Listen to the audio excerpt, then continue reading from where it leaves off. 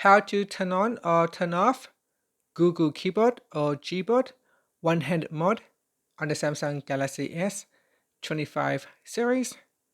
First, tap on the home button to return back to the home screen. Then on the home screen, swipe down at the top to open up quick settings. Now in here, tap on the settings icon. Next, we scroll down and then tap on general management. After that, scroll down, then tap on keyboard list and default. And from here, tap on Gboard, then tap on preferences. After that, we scroll down and we go to layout and tap on one-handed mode.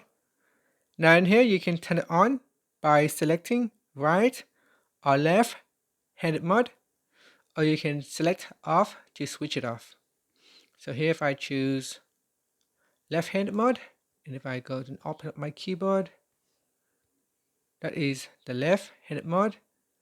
Then we've got the right-handed mode, and then here we have the full keyboard. And that's it. So that's how you can switch it on and set it to off or on.